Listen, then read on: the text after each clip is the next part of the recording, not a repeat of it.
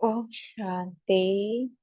आज 1 जून 2024 की साकार हवा के बाप दादा मधुबन।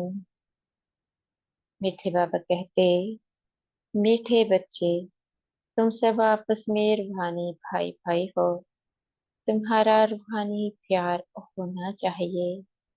आत्मा का प्यार आत्मा से हो, जिसमें से नहीं।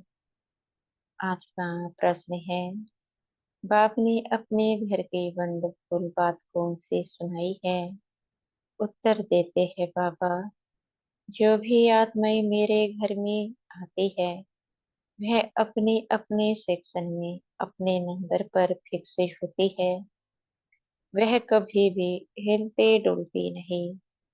वहां पर सभी धर्म की आत्माएं मेरे नजदीक रहती है।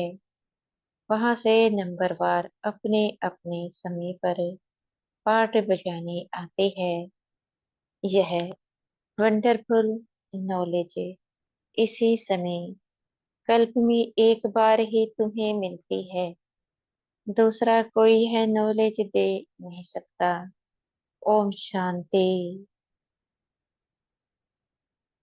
बाप बैठ बच्चों को समझाते हैं। बच्चे जानते हैं, हम आत्माओं को बाप समझाते हैं और बाप अपने को आत्माओं का बाप समझते हैं। ऐसे कोई समझते नहीं और ना कोई कभी समझाते हैं कि अपने को आत्मा समझो। यह बाप ही आत्माओं को बैठ समझाते हैं। इस ज्ञान की प्रालब्ध तुम नई दुनिया में लेने वाले हो, नंबरवार पुरुषार्थ अनुसार। यह भी कोई सभी को याद नहीं रहता कि यह दुनिया बदलने वाली है। बदलाने वाला पाप है। यहाँ तो सम्मुख ही बैठे हैं। जब घर में जाते हैं तो सारा दिन अपने धंधे आदि में ही लग जाते हैं। बाप की श्रीमत है, बच्चे कहाँ भी रहते तुम मुझे याद करो। जैसी कन्या होती है तो वह जानती नहीं कि हमको कौन पति मिलेगा। चित्र देखती है तो उनकी याद ठहर जाती है। कहाँ भी रहते एक दो को दोनों याद करते हैं। इसको कहा जाता है जिस्मानी प्यार। यह है रूहानी प्यार। रूहानी प्यार इसके साथ बच्चों का रूहानी बाप के साथ है और बच्चों का बच्चों के साथ है। तुम बच्चों का आपस में भी बहुत प्यार होना चाहिए। यानी आत्माओं का आत्माओं के साथ भी प्यार चाहिए। यह शिक्षा भी अभी तुम बच्चों को मिलती है। दुनिया के मनुष्यों को कुछ भी पता नहीं। तुम सब भाई भाई हो तो आपस में जरूर प्यार होना चाहिए, क्योंकि एक बाप के बच्चे होना, इसको कहा जाता है रूहानी प्यार। ड्रामा प्लान अनुसार सिर्फ पुरुषोत्तम संगम युग पर ही रूहानी बाप आकर रूहानी बच्चों को सम्मुख समझाते हैं और बच्चे जानते हैं कि बाप यहाँ आए हुए हैं। हम बच्चों को गुलगुल पवित्र पतित से पावन बनाकर साथ ले जाएंगे। ऐसे नहीं कि कोई हाथ से पकड़ कर ले जाते हैं। सभी आत्माएं ऐसे उड़ेगी जैसे टिड्डियों का झुंड जाता है। उन्हों का भी कोई गाइड होता है। गाइड के साथ और भी गाइड्स होते हैं जो फ्रंट्स में रहते हैं। सारा झुंड जब इकट्ठा जाता है तो बहुत आवाजें होती है। सूर्य की रोशनी को भी ढक देते हैं। इतना बड़ा झुंड होता है। तुम आत्माओं का तो कितना बड़ा अनगिनत झुंड है, कभी गिनती नहीं कर सकते। यह मनुष्यों की गिनती नहीं कर सकते। भल आदमशुमारी निकालते हैं, वह भी एक्यूरेट नहीं निकालते हैं। आत्माएं कितनी है, वह हिसाब कभी निकाल नहीं सकते। अंदाज लगाया जाता है कि सतयुग में कितने मनुष्य होंगे, क्योंकि सिर्फ भारत ही रह जाता है। तुम्हारी बुद्धि में है कि हम विश्व के मालिक बन रहे हैं। आत्मा जब शरीर में है तो जीवात्मा है, तो दोनों इकट्ठे सुख अथवा दुख भोगते हैं। ऐसे बहुत ही लोग समझते हैं कि आत्मा ही परमात्मा है। वह कभी दुख नहीं भोगती, निर्लेप है। बहुत बच्चे इस बात में भी मूंझते हैं कि हम अपने को आत्मा निश्चित हो करे, लेकिन बाप को कहाँ याद करे। यह तो जानते हो, बाप परम धाम निवासी है। बाप ने अपना परिचय दिया हुआ है। कहाँ भी चलते फिरते बाप को याद करो। बाप रहते हैं परम धाम में। तुम्हारी आत्मा भी वहाँ रहने वाली है, फिर यहाँ पार्टी बजाने आती है। यह भी ज्ञान अभी मिला है। बाबा कहते हैं, जब तुम देवता हो, वहाँ तुमको यह याद नहीं रहता कि फलाने फलाने धर्म की आत्माएं ऊपर में है। ऊपर से आकर यहाँ शरीर धारण कर पाठ बजाती है। यह चिंतन वहाँ नहीं चलता। आगे यह पता नहीं था कि बाप भी परम धाम में रहते हैं। वहां से यहाँ आकर शरीर में प्रवेश करते हैं। अब वह किस शरीर में प्रवेश करते हैं, वह अपने एड्रेस तो बताते हैं।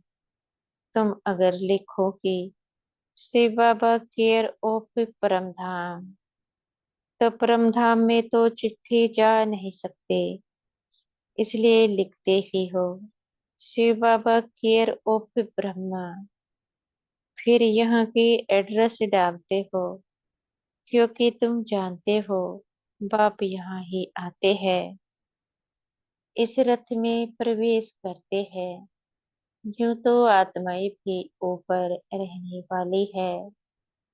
तुम भाई भाई हो, सदैव यही समझो, यह आत्मा है, इनका फलाना नाम है। आत्मा को यहाँ देखते हैं, परंतु मनुष्य देह अभिमान में आ जाते हैं। बाप देही अभिमानी बनाते हैं। बाप कहते हैं, तुम अपने को आत्मा समझो और फिर मुझे याद करो। इस समय बाप समझाते हैं, जब मैं यहाँ आया हो, आकर बच्चों को ज्ञान भी देता हो। पुराने ऑर्गन्स लिए है, जिसमें मुख्य यह मुख है, आंखें भी है। ज्ञान अमृत मुख से मिलता है। गौमुख कहते हैं ना, अर्थात माता का यह मुख है। बड़ी माता द्वारा तुमको एडॉप्ट करते हैं। कौन? शिव बाबा। वह यहाँ है ना। यह ज्ञान सारा बुद्धि में रहना चाहिए। मैं तुमको प्रजापिता ब्रह्मा द्वारा एडॉप्ट करता हूँ, तो यह माता भी हो गई, गाया भी जाता है। तुम मात पिता हम बार लगते रे। तुम्हारे कृपा से सुख घने रे। तो वह सब आत्माओं का बाप है, उनको माता नहीं कहेंगे, वह तो बाप ही है। बाप से वर्षा मिलता है, फिर माता चाहिए, वह यहाँ आते हैं। अभी तुमको मालूम पड़ा है, बाप ऊपर में रहते हैं, हम आत्माएं भी ऊपर रहती है, फिर यहाँ आती है पाठ बचाने। दुनिया को इन बातों का कुछ भी पता नहीं, वह तो ठीक कर भीतर में परमात्मा को कह देते हैं, फिर तो अनगिनती हो जाए। इसको कहा जाता है घोर अंधियारा। गायन भी है, ज्ञान सूर्य प्रगटा, अज्ञान अंधेर विनाश। इस समय तुमको ज्ञान है, यह है रावण राज्य, जिस कारण अंधियारा है। वहां तो रावण राज्य होता नहीं, इसलिए कोई विकार नहीं, देह अभिमान भी नहीं। वहां आत्म अभिमानी रहते हैं, आत्मा को ज्ञान है। अब छोटा बच्चा है, अब हम जवान बने हैं, अब वृद्ध शरीर हुआ है, इसलिए अब यह शरीर छोड़ दूसरा लेना है। वहां ऐसे नहीं कहते फलाना मर गया, वह तो है ही अमरलोक। खुशी से एक शरीर छोड़ दूसरा लेते हैं, अभी आयु पूरी हुई है, यह छोड़ नया लेना है। इसलिए सन्यासी लोग सर्प का मिसाल देते हैं, मिसाल वास्तव में बाप का दिया हुआ है।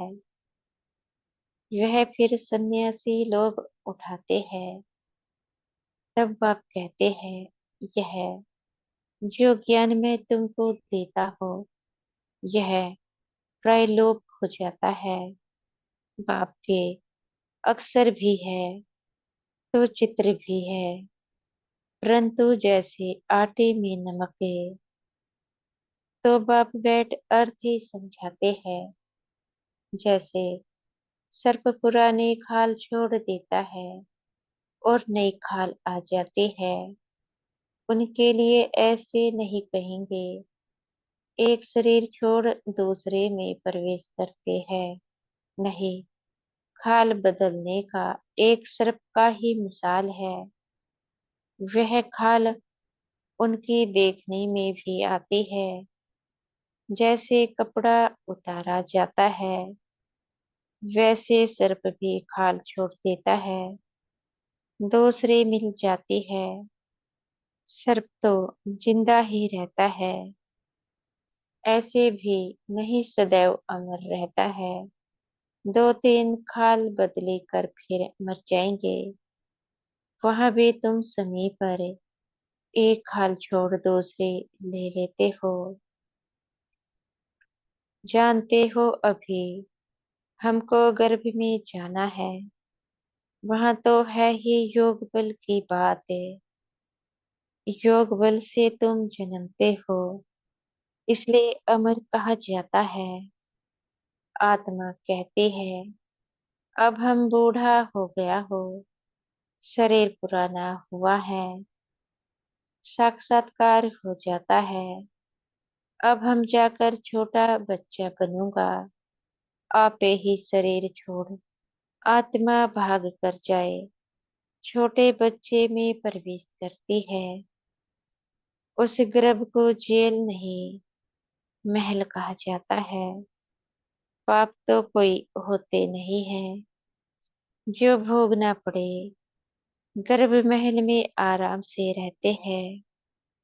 दुख की कोई बात नहीं, ना कोई ऐसी गंदी चीजें खिलाते हैं जिससे बीमार हो जाए। अब आप कहते हैं, बच्चे तुमको निर्वाण धाम में जाना है, यह दुनिया बदलनी है, पुरानी से फिर नई होगी। हर एक चीज बदलती है, झाड़ से बीज निकलते हैं, फिर से बीज लगाओ तो कितना फल मिलता है। एक बीज से कितने दाने निकलते हैं। सतयुग में एक ही बच्चा पैदा होता है, योग बल से। यहाँ विकार से 4-5 बच्चे पैदा करते हैं। सतयुग और कलयुग में बहुत फर्क है, जो बाप बतलाते हैं। नई दुनिया फिर पुरानी कैसे होती है, उसमें आत्मा कैसे 84 जन्म लेती है, यह भी समझाया है।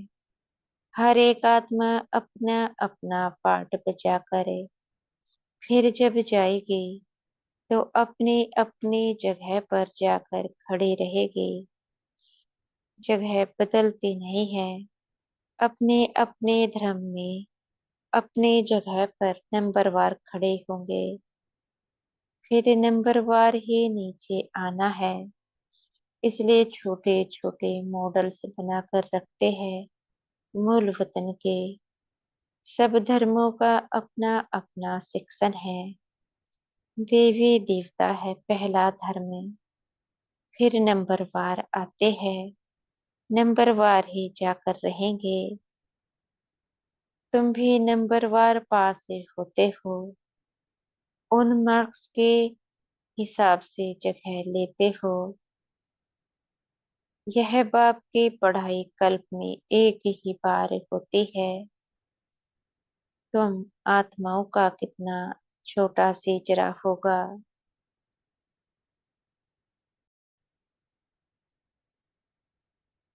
बाबा कहते हैं, जैसे तुम्हारा इतना बड़ा झाड़ है, तुम बच्चों ने दिव्य दृष्टि से देखकर फिर यहाँ बैठकर चित्र आदि बनाए हैं। आत्मा कितनी छोटी है, शरीर कितना बड़ा है। सब आत्माएं वहां जाकर बैठेंगी, बहुत थोड़ी जगह में, नजदीक में जाकर रहते हैं। मनुष्यों का झाड़ कितना बड़ा है।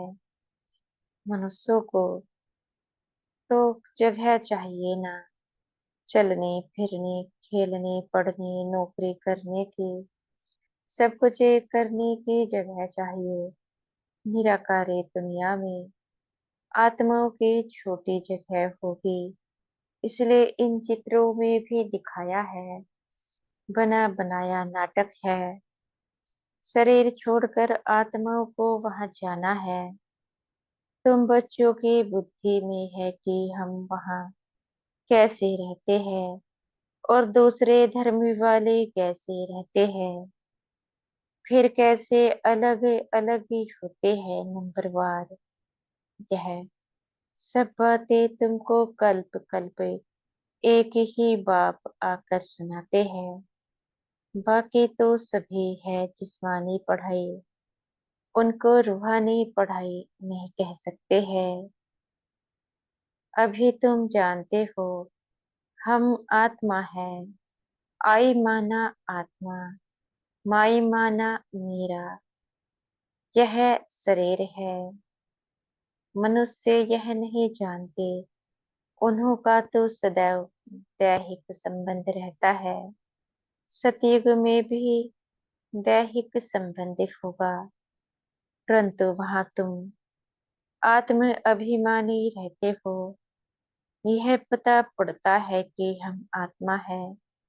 यह हमारा शरीर अवृद्धि हुआ है, इसलिए हम आत्मा एक शरीर छोड़ दूसरा लेते हैं। इसमें मूझने की भी कोई बात नहीं है। तुम बच्चों को तो बाप से राजाई लेनी है, जरूर। बेहद का बाप है ना। मनुष्य जब तक ज्ञान को पूरा नहीं समझते हैं, तब तक अनेक प्रश्न पूछते हैं। ज्ञान है तुम ब्राह्मणों का वास्तव में मंदिर भी अजमेर में है। एक होते हैं पुष्करनी ब्राह्मण, दूसरे सार से थे। अजमेर में ब्रह्मा का मंदिर देखने जाते हैं। ब्रह्मा बैठा है, दाढ़ी आधी दी हुई है। उनको मनुष्य के रूप में दिखाया है। तुम ब्राह्मण भी मनुष्य के रूप में हो। ब्राह्मणों को देवता नहीं कहा जाता है। सच्चे सच्चे ब्राह्मण तुम हो, ब्रह्मा की औलाद। वह कोई ब्रह्मा की औलाद नहीं है। पीछे आने वालों को यह मालूम नहीं पड़ता है। तुम्हारा यह विराट रूप है, यह बुद्धि में याद रहना चाहिए। यह सारे नॉलेज है जो तुम कोई को अच्छी रीति समझा सकते हो। हम आत्मा है, बाप के बच्चे हैं। यह यथार्थ रीति समझ कर यह निश्चय पक्का पक्का होना चाहिए। यह तो यथार्थ बात है। सभी आत्माओं का बाप एक परमात्मा है। सभी उनको याद करते हैं। हे भगवान, मनुष्यों के मुख से जरूर निकलता है। परमात्मा कौन है यह कोई भी नहीं जानते हैं, जब तक कि बाप आकर समझाए। बाप ने समझाया है। यह लक्ष्मी नारायण जो विश्व के मालिक थे, यही नहीं जानते थे तो ऋषि मुनि फिर कैसे जान सकते। अभी तुमने बाप द्वारा जाना है। तुम हो आस्तिक क्योंकि तुम रचयिता और रचना के आदि मध्य अंत को जानते हो। कोई अच्छी रीति जानते हैं, कोई कम। बाप सम्मुख आकर पढ़ाते हैं। फिर कोई अच्छी रीति धारण करते हैं, कोई कम धारण करते हैं। पढ़ाई बिल्कुल सिंपल है, बड़ी भी है। बाप में इतना ज्ञान है जो सागर को स्याही बनाओ तो भी अंत नहीं पाया जा सकता। बाप सहज करके समझाते हैं। बाप को जानना है, स्वदर्शन चक्रधारी बनना है। बस से अच्छा, मीठे मीठे सिखिल दे बच्चों प्रति माता पिता बाप दादा का याद प्यार और गुड मॉर्निंग। रूहानी बाप की रूहानी बच्चों को नमस्ते। हम बच्चों की भी मीठे प्यारे बाप दादाजी को याद प्यार गुड मॉर्निंग और नमस्ते। धारणा के लिए मुख्य सार। पहला पॉइंट है, सदा याद सहज बनी रहे। उसके लिए चलते फिरते यह चिंतन करना कि हम आत्मा है, परम धाम निवासी आत्मा यहाँ पाठ बचाने आई है। बाप भी परम धाम में रहते हैं। वह ब्रह्मा तन में आए हैं। दूसरा पॉइंट है, जैसे रूहानी बाप से आत्मा का प्यार है, ऐसे आपस में भी रूहानी प्यार से रहना है। आत्मा का आत्मा से प्यार हो, शरीर से नहीं। आत्मा अभी आत्म अभिमानी बनने का पूरा पूरा अभ्यास करना है। आज का वरदान है। हमारे सतगुरु जी हमें आज का वरदान दे रहे हैं। हद की कामनाओं से मुक्त रहे, सर्व प्रसन्नों से पार रहने वाले, सदा प्रसन्न चित्त भव। हद की कामनाओं से मुक्त रहे, सर्व प्रसन्नों से पार रहने वाले, सदा प्रसन्न चित्त भव। जो बच्चे हद की कामनाओं से मुक्त रहते हैं, उनके चेहरे पर प्रसन्नता की झलक दिखाई देती है। प्रसन्नचित्त कोई भी बात में प्रसन्नचित्त नहीं होते। वो सदा निस्वार्थी और सदा सभी को निर्दोष अनुभव करेंगे। किसी और के ऊपर दोष नहीं रखेंगे। चाहे कोई भी परिस्थिति आ जाए, चाहे कोई आत्मा हिसाब किताब चुकता करने वाले सामना करने आते रहे, चाहे शरीर का कर्म भोग सामना करने आता रहे, लेकिन संतुष्टता के कारण वे सदा प्रसन्नचित्त रहेंगे। आज का स्लोगन है, व्यर्थ की चेकिंग अटेंशन से करो, अलबेले रूप में नहीं। व्यर्थ की चेकिंग अटेंशन से करो, अलबेले रूप में नहीं। अच्छा, ओम शांति। शुक्रिया हमारे मीठे प्यारे बाप दादा जी का, मीठे टीचर जी का व मीठे सतगुरु जी का। आपका बेहद का शुक्रिया।